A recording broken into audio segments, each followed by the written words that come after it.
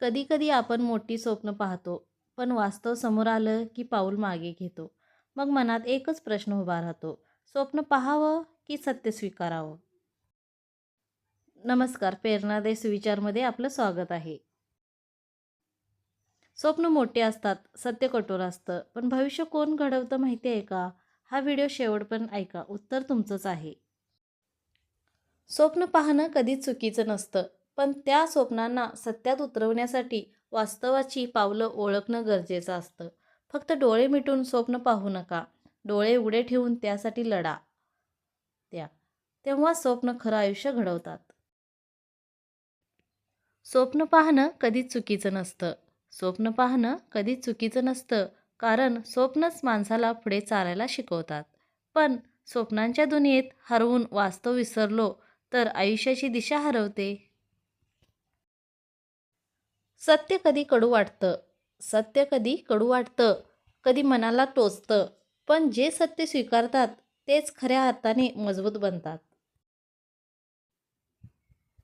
स्वप्न आपल्याला उंच भरारी घ्यायला शिकवतात आणि सत्य आपल्याला जमिनीवर पाय रोवून उभं राहायला शिकवतं.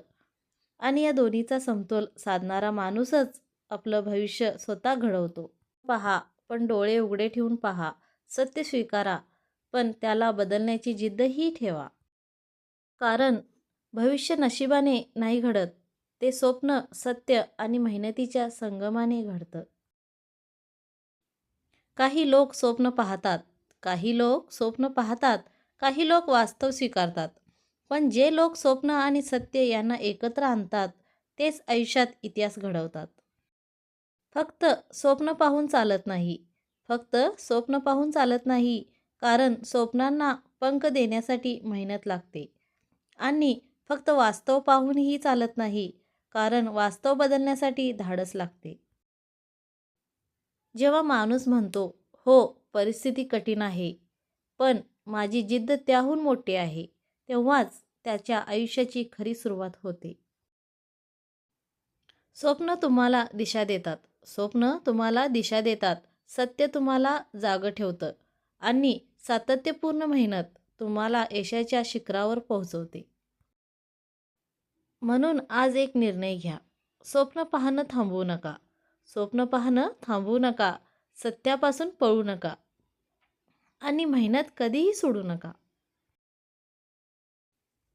कारण उद्याचं उज्ज्वल भविष्य आजच्या ध्येयवान निर्णयावर उभं असतं.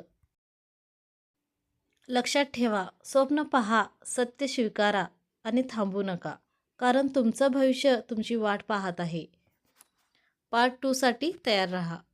आणि व्हिडिओ आवडला असेल तर लाईक करा, शेअर करा, सबस्क्राईब करायला विसरू नका. पुन्हा भेटूया पार्ट 2 मध्ये. धन्यवाद.